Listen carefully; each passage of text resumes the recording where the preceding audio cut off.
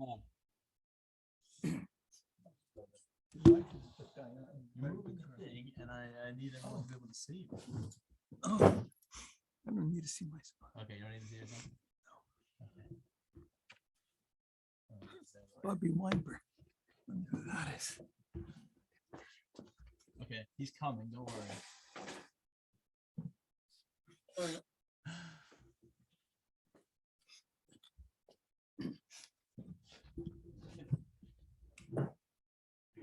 Is that it? Yeah.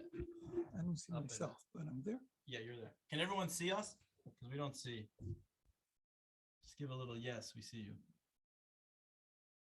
Anybody? Don't be afraid. Yeah. Okay, great. Don't be afraid to talk, everybody. Okay, It's the hello. advantage of these classes. Right.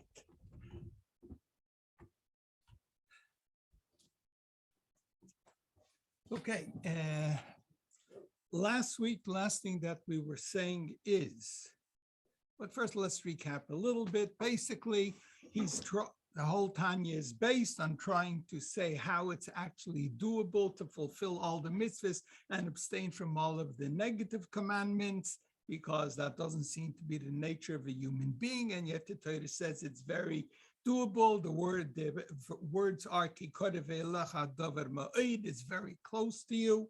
Very close really translates into it's doable. And we explain that. So he starts off by saying that there are two complete souls, two complete personas, personalities, each one with its own set of intellectual and emotional characteristics and feelings, and their own forms of expression. So it's two personas, number one. Number two, he starts going in, what is the source of the soul, which is called the Nefesh HaBahamis, the animal soul? Where does it come from? Everything has to come from Hashem. However, in the Nefesh HaBahamis, the godliness is basically concealed. Ostensibly, it doesn't promote, or it's not attracted to godliness, it is attracted to self. And he went into the different negative characteristics of a person. And he said these negative characteristics of a person come from the four major elements that are in everything: Eish, Ruach, Mayim, and Afar, fire, air, water, and earth, and their spiritual counterpart. Each one of these physical elements also has a spiritual counterpart that in a sense mimics or reflects the physical counterpart. And so he says the idea of anger or arrogance comes from fire, just as fire is always striving upwards, self-aggrandizement. The same way the idea of anger and haughtiness comes from that. And then you have hoilus and litzonis, levity, lightheadedness, just vain boastfulness comes from ear, because it has nothing basing it. It has nothing backing it up. The true boasting or haughtiness comes from because he knows of his qualities. It doesn't mean it's right to be haughty about them, but he has something backing up his pride. Just vain boasting is just hot air. Then you have water is the element which gives rise to pleasures and desires, because it is the water which gives rise physically to everything. It grows, and it is also in everything that's tasty. There's a moisture to it, which gives it its flavor. And then you have earth is the idea that gives rise to laziness or depression, the idea of, I can't do anything. But then he continues by saying another element of the animal soul by a Jew is the natural good nature, the good midos. His good characteristics come from this animal soul. And let's say that again. And also the good characteristics, which is in the nature of every Jew, from their very birth. Kimay, for instance, Rachmanis, compassion, the Gmilas Chasodim, and benevolence. Boys, mena come from the animal soul. So the question, of course, rises, if it is the animal soul which is interested in self, how does it have good characteristics? Number one. And number two, if they are good characteristics, then they should be coming from the godly soul, not from the animal soul. So he explains in the next line, Ki b'Yisrael, by Jews, nefesh zu de klippa, this soul which comes, excuse me, which comes from klippa, which comes from the element that God created, which conceals himself, which conceals godliness. True, it comes from an element which conceals godliness. However, he miklipas noiga. It is from a level of concealment that's called noiga. There's a brightness there, meaning that some of the holiness in this klippa, some of the godliness in this klippa that's meant to conceal godliness can still shine forth. Sheyesh ba gam tov, in it, in this brightness, meaning in the godliness of the animal soul's klippa that's concealing the godliness, there's some godliness that's able to shine forth. In other words, klippa, as we said, is a power that Hashem created in order to ostensibly conceal him. Otherwise, if godliness would not be concealed, then it wouldn't be a trick or it wouldn't be an accomplishment for anybody to observe Torah and mitzvahs to do what God wants, because each person will feel that this is the right thing and there will be no opposing force to tell him, don't do that, do something else that's more pleasurable to yourself. So klippa, this level of godliness that is transformed into selfishness, so to speak, has to exist.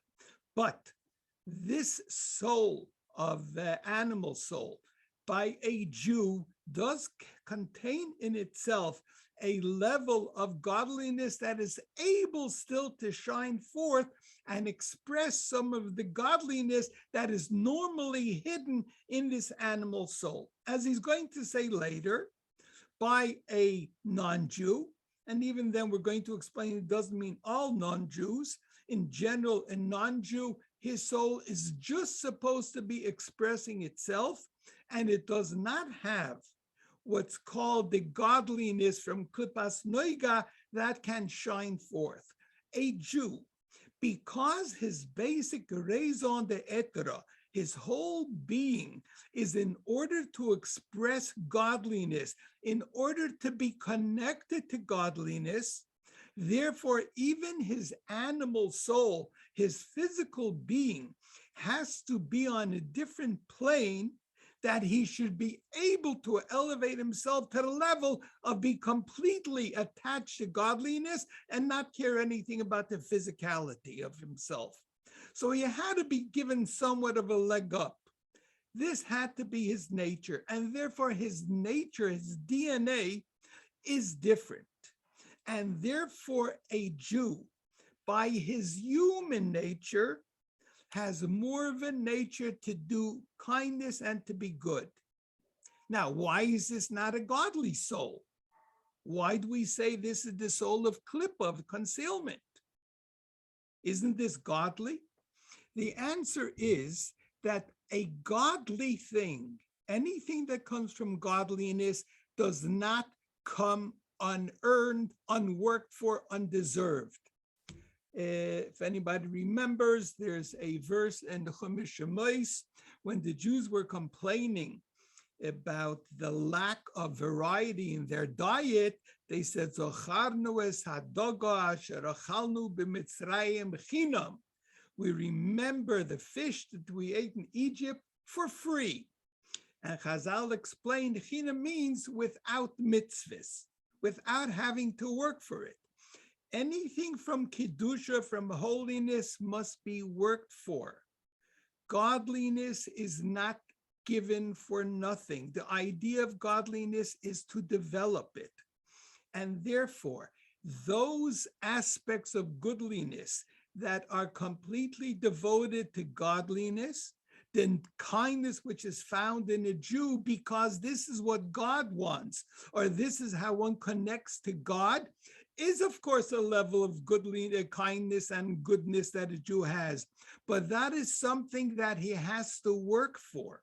Over here, when he says the line above, that the midos tovos, the good nature, which is in the nature every Jew b'toil doisam from their very birth, meaning it is part of who they are, they did not work for that. It doesn't have the holiness of working for it, working on it to develop it. And so therefore it is not pure godliness. It comes from the hidden godliness in Klippas Noiga. Because as we said, it is something that is there naturally. Now, we see this, unfortunately, in a negative aspect. All of the isms, whether it was communism or many of the other isms, or radicalism, in many, many cases, we find that Jews were at the forefront. Why is that? Because, as he says here, because the nature of the Jew by his very nature, and it's not from his godly soul, and so he can be completely removed. And on the contrary, it is usually those people that are removed from religious observance, they don't have an open expression of their godliness or knowledge of Torah, they are the ones that become attracted to these isms. Why is that? Because their nature is to be good. And most of these isms, the radicalism, communism, the basis of it was to do good, to be kind, to help people. Now, often it was really mistaken. In its true application, it messed up completely. The true application is harmful. If you have people that are radical environmentalists, they will go and kill people for their environmentalism. They're trying to be kind, and at the same time, they can do the most cruel things. The communists, and there were many, many Jews in Russia that became very, very strong communists. As a matter of fact, there was the Jewish division, the Yevisektia, that were the worst communists, and they did the most harm to their fellow Jews in Russia. They went in their atrocities that they did of closing down every yeshiva, closing down every Jewish institution, was more than the communist government wanted to impose. And they were the ones that did that. The ones that arrested the previous Lubavitcher Rebbe, who was fighting to maintain Judaism in Russia in the 1920s, 30s, and 40s, all came from the Yevisektia, the ones that came and arrested him and that beat him. They called him Rebbe when they were speaking to him. They called him Rebbe, and yet they beat him and did everything. Because in their action, they really felt they're doing something good. The good nature that he says that every Jew has, just by nature of his animal soul, if it is not directed properly through Torah values, can end up in the worst things, doing opposite of what they officially intend to do. But in their warped mind, they have this nature to do good, and they do not have the means to express it properly. And so they end up in every type of radical thing. So therefore, you're going to find at the forefront of all of the radical movements, even in the United States, who was it in the 60s, the 70s? What was the name of the radical group? In the hippie, in Chicago, the Chicago 7. Chicago 7, most of them were Jews. because again, their animal soul is looking somehow to express their innate goodness without it being properly directed. Okay, let's go to the next line. Why, in fact, is this goodness which is innate in the Jew through the animal soul? How is it possible if it's the klippa, if it is supposed to be from that soul which is ostensibly concealing godliness? Again, ki b'Yisrael, by a Jew, nefesh zoi de klippa, this soul which comes from klippa, which is concealing godliness, himi klippas noiga. It is a higher form of concealment. It is a form of concealment that has noiga, that has brightness, meaning that it can allow some godliness to shine forth. Sheyesh bo gam kein toiv, it has some goodliness. Normally, the godliness in klippas noiga is concealed. The person has to work on developing it, but it is there to be developed by a Jew. Therefore, the natural tendency is to be good. Why is this? So now he says, this is a more Kabbalistic idea, vihi and it. This animal soul, the nefesh that comes from klippa by a Jew, that has klippas noiga, has in it light, has in it godliness that can be revealed, comes misoid, from misoid can mean from the element, from the secret essence of Eitz Hadas Toivara, the Eitz Hadas, the tree of knowledge that Adam and Eve ate from and that messed up the world forever. That tree of knowledge had in it a blend of good and evil. Meaning, until then, for instance, after the Adam and Eve ate from the Eitz Hadas, what was their first reaction? They were looking for clothes. They were hiding and they were looking for clothes to cover themselves up. Why? What happened? Until then, they were completely naked and it didn't bother them. They ate from the tree of knowledge and suddenly they needed to be covered. They felt that they were naked. Why didn't they feel it before? The answer is, what the Eitz Hadas did was give them the knowledge that something that can be used and is intended to be used for good can also be used for bad. Now, the nakedness of a person, initially its intention was to be used just for good, to be used for procreation. And as it says, there are three partners in mankind: husband, wife, and God. And the idea that Adam is a partner, Adam and his wife are a partner and create a human being, is a very, very godly trait that God gave them. And it's supposed to be used just for good. Before they ate from the tree of knowledge, they only looked on the fact of procreation as something that was intended for a mitzvah. They never looked on it as something that was intended for themselves, for their own physical pleasure. And therefore, it never caused any feeling of embarrassment. Embarrassment comes about when a person knows that he has something within himself that can be utilized for bad. So he's embarrassed about that, because in that level, when he is able to do something bad, he realizes that he's demeaning himself to the level of an animal that does the same thing and is only interested in its own pleasure. So when a person does the same thing that an animal does and he has no higher purpose in it, he feels demeaned by it. Whether it's eating to excess or drinking to excess or sex or anything like that, being that it can be done in a purely animalistic way, this can be a cause of embarrassment.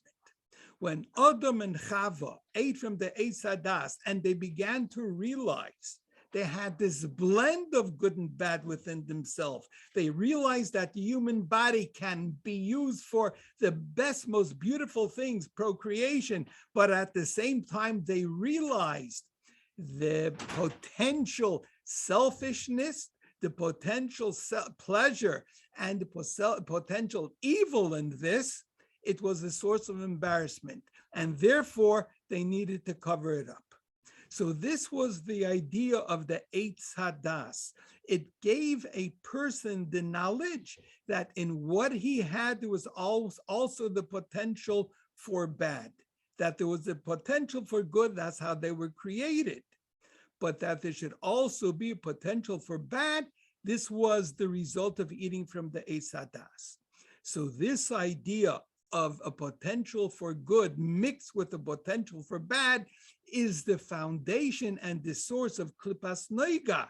Therefore, it has the potential for bad, for selfishness, but by a Jew, it also has the potential for being a kind, good person because this is his DNA. But this, he said, is by a Jew. So the Jew's nature, the Jew's animal soul has this potential for good also. Why? Because his ultimate potential is to completely deny himself and be attached to God. A non-Jew does not have this purpose or this function. That is not his creation. That is not why he is here. He is here to make this world a good physical world, to bring out the best of a human being, not to turn him into a godly being. And therefore, he doesn't have to have this superior type of an animal soul. Let's go on to the next line, Masha Einkein, which is not so, meaning that the type of animal soul that a Jew has comes from the Eitz Hadas, that is a blend of some holiness in it. So in a non-Jew, Masha Einkein, it's not so by him. Nafshais umas ha'olam, the soul, meaning the animal soul, which is his whole soul. The entire soul of the non-Jew is the animal soul. Hein mishar klippos tmeyos. They are from the other level of klippa, of unholiness, of concealment. It says there are another 3 levels of concealment, but over there, no godliness shines forth, meaning you cannot extract the godliness from them. What do I mean by that? Everything that exists has to have godliness. Godliness is the foundation and the life force of everything. So we cannot say that these shalosh klippos hatmeos, these 3 impure levels of klippa, of concealment, don't contain godliness. They have to contain them there, but they can never, so to speak, be extracted and be brought out to become completely connected to godliness. And she'ein b'hem tov klal, they have no good in them, meaning the godliness can never be brought out, that it should be completely for God and completely exclude the person's self-interest. And he brings over here a verse from the Zohar, like it says in the Sefer Eitz Chaim, Shar Memtes, gate or portal 49, Perek Gimel, 3rd chapter. All the good that nations do, legarmayu avden, they do it for their own benefit. Now, a few things here. Number one, when it says for their own benefit, it doesn't necessarily mean in the lowest way possible that they want to somehow gain from this. They want to have monetary gain or that they want to have self-aggrandizement. It can be something a lot more subtle. Some people, just the idea of a human being in pain concerns them because they can feel pain. Not for the other person, but somehow when you see somebody else in pain, it is somehow a reflection yourself that you actually feel the pain. And if I want to help him, is because I want to avoid the pain that I'm feeling. It is not just for him. And so it doesn't mean necessarily completely out of non-altruistic motives, but a very high level of still self-involved. Now, over here, it seems to be saying that non-Jews, their soul comes only from this, what he calls 3 klippos tmeyos, that doesn't have any good. However, the Rebbe spoke about it and it's brought down in many places that the fact is that there are many Jews that in fact their animal soul comes also from Klippas Noiga, meaning that they do have a caring for another human being as part of their nature. The fact is we know of many, many non-Jews that did so much to help other Jews to their own to the point of self-sacrifice. They endangered their very lives. We have different non-Jews we know that dedicated themselves to helping impoverished or crippled or different people that really, you see, their whole life was dedicated to people. So yes, those are people that their soul is also from a higher level of a klippa like a Jew is. And many times the Rebbe spoke in public gatherings about the United States, and he said that the United States, and the Rebbe called it a Medina shel Chesed. It is a government based on kindness. The United States is definitely a very blessed and unusual country. Some people might be trying to tear that down now, but that is really what the United States was from its very foundation until recently. No other nation was as beneficial for everybody else like the United States was. And as we said, it's a Medina shel Chesed, meaning yes, definitely in our country that is based on a religious belief on God, that we are endowed with these powers by God. We're endowed with independence from God. This nation really has, there are many, many people that their soul is from Klippas Noiga, that their nature is also to do good. So this really concludes the first chapter, that he explained the source of the animal soul. What is the function of the animal soul? It does three things. Number one, it gives life to the physical body. Number two, the characteristics, mostly negative characteristics of the human body. Negative meaning it's all for self, come from the animal soul. But number three, some of the latent good nature qualities that come in the Jew or whoever has this animal soul from Klippas Noiga also come from this animal soul, meaning the good actions are instinctive to who they are as a human being. But being that it's instinctive, it is not godly. Godliness has to be worked upon. Any questions? Thank you. Oh, I have You're a welcome question. to whoever said that. I have a question, Rabbi. Sure. Can a non-Jew have a Jewish soul? Okay, your question really has to be divided into a number of parts. When you say, can he have a Jewish soul? Now, are you speaking about the Jewish animal soul? We just said yes, that there are some non-Jews that have a Jewish animal soul. Are you asking, can a non-Jew have what is the Jewish godly soul? The answer to that is also yes. What we find is, it says there are three people, in the Talmud he discusses three cases where a person was not required to be observant, and now he is required to be observant. Who are these three people? One is a cheresh, somebody who was a deaf mute. And certainly years ago, when somebody was a deaf mute, they were not able to learn anything or know anything. They were very, very limited in their knowledge. And therefore, the Torah did not expect them to be observant because they couldn't learn about it. That's one person. The other one was a shaita, somebody who unfortunately was born mentally deficient. So the Torah wouldn't expect him either to be responsible for fulfilling the Torah and mitzvahs. And then a katan, a minor, somebody under the age of bar mitzvah or bas mitzvah, being that their godly soul was not fully developed, the Torah did not hold them responsible for their actions.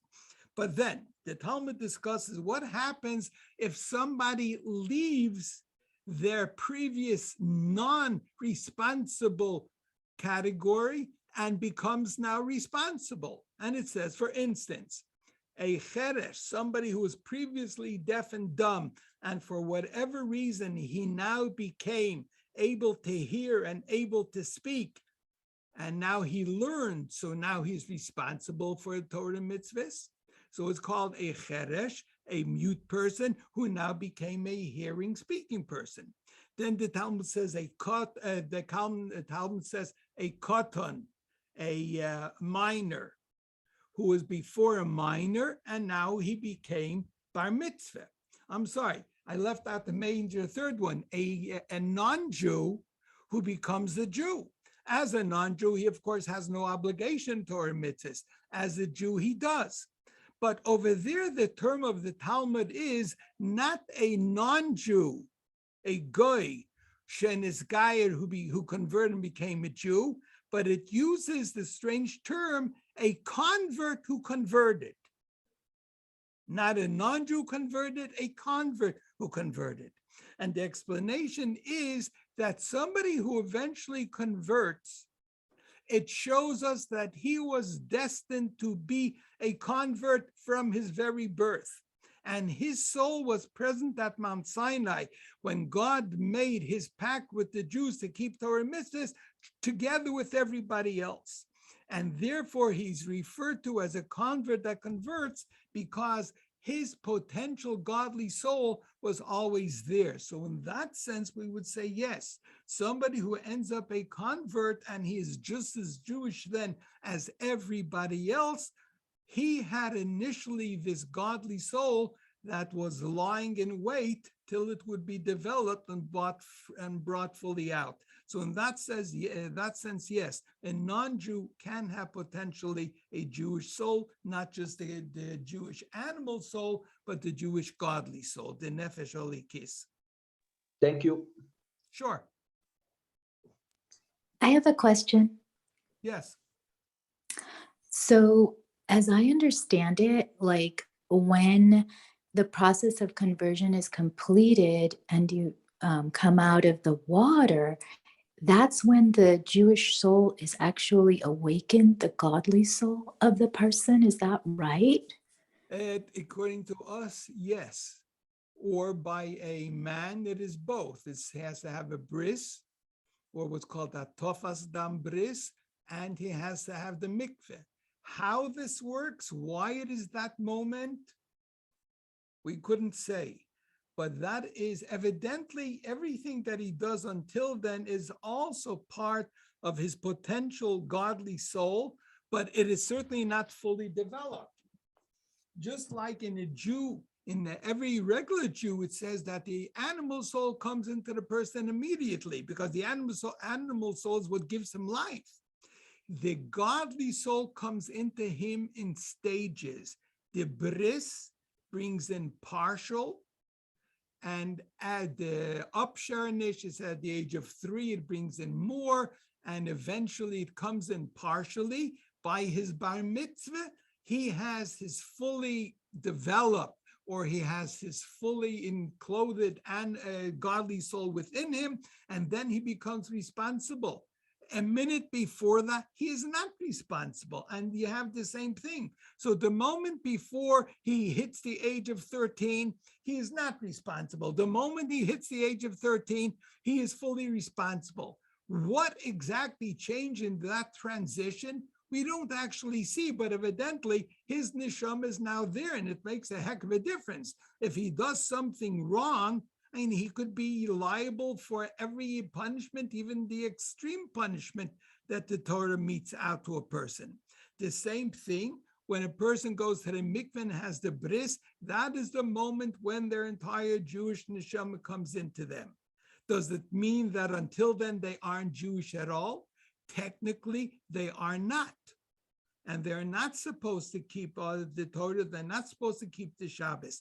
Many of them do most of the Torah in the process, but they are not supposed to keep the entire Shabbos.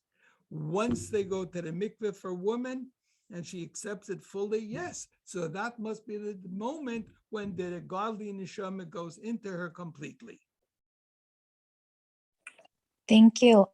This whole thing about the soul and the godly soul, as I understand it as well, even the Jewish godly soul is not entirely in the body. It is also connected up above. And like, so really the expression of the godly soul here, as I understand it, is partial, but it's connected to the part of the soul that's with God. We will learn about that in the later chapters. There are 5 levels in the godly soul: nefesh, ruach, neshama, chai, and yechidah. And these, the lower 3 levels are the ones that interface with the person. The level of chai and yechidah always remain united with their source of godliness, and they influence the rest of the soul that interfaces or that enters, so to speak, the Jewish body, the Jew's body. And that is what you would mean, that part of it, chai and yechidah. The word yechidah itself means united. That part of the soul is always united to a degree with its source. And the godly feelings, the godly inspiration that suddenly a person might feel when he's doing something completely not godly, and suddenly he has a thought, hey, wait a second, this is not right. This is because the yechidah and the chaya of his soul is somehow sending down a signal to the other parts of the body that are other parts of the godly soul that are more interfacing with the body. And that's where he's getting these sensations from.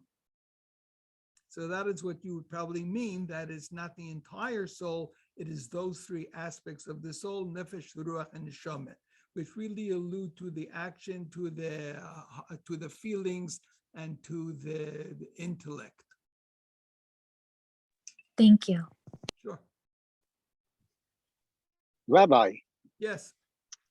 okay, is it fair to say that a Jew, well, a potential convert has the sparks within, and he needs to, that's why they desire to convert, to elevate those sparks back to the godliness, and then as they convert, they receive a Jewish soul? Definitely there is something in them. And as we said, we say somebody who converted, their souls were actually present at Mount Sinai, which was really when God connected with all of the Jewish people, and those souls were actually there also. So certainly this part of their soul, even if it wasn't overt, is going to be what is instrumental with a non-Jew wanting to convert to Judaism. Otherwise, it doesn't really make sense. I mean, we have many converts that come. We have converts by us in our synagogue that are such amazing, amazing people. And we think, what did they want? Why would they go from living a life where basically you're free to do whatever you want and become a Jew with all the restrictions that are imposed upon a Jew from the Torah and all of the societal restrictions that have always been part of the Jewish people? And yet something in them is motivating them to do it. And as I said, we have a number of them here, and they are amazing. They put other people to shame. There's a saying in Yiddish, a geworner is besser von a geborener. Somebody who became a Jew is at times better than somebody who always lived as a Jew. In other words, their actions in being Jewish, by many of those that became Jewish, many of the converts, their motivation is so strong that it completely overtakes them in everything that they do. Their sincerity is really amazing. And it puts others at times to shame. And we have so many examples of that over here in our Beis Chabad. But these people go through a lot. It's we accept converts but they have to go through it by orthodoxy, at least, where their religion is real in the sense they're really sticking and they really intend to stick to Torah and mitzvahs and take all the obligation upon themselves.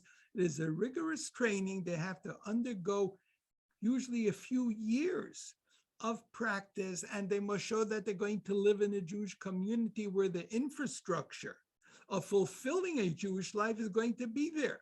I know many of the religious Jewish courts will not convert somebody if they're living in a place where there's no capability of Jewish education for the children, no Jewish infrastructure, no shul, no kosher food, because it's going to be too difficult. And they don't really feel that the person is going to stick to it. And that's a responsibility that they cannot take, because once somebody converts, they are just as Jewish as the holiest holy person. And if they fall back and they revert to being non-Jewish, it's just like a very holy Jew becoming non-Jewish. And therefore, courts, a religious Beis Din, would take it very, very seriously. Absolutely true, Rabbi. Converts are held to a very high standard, but at the same time is good because it's a bigger vessel to receive and understand, and just more godliness. So Yes, they're raising the standard, right. so to speak. Maintaining a standard, true. Yes, yes. Thank you, Rabbi. Appreciate you. Okay, take care, be well.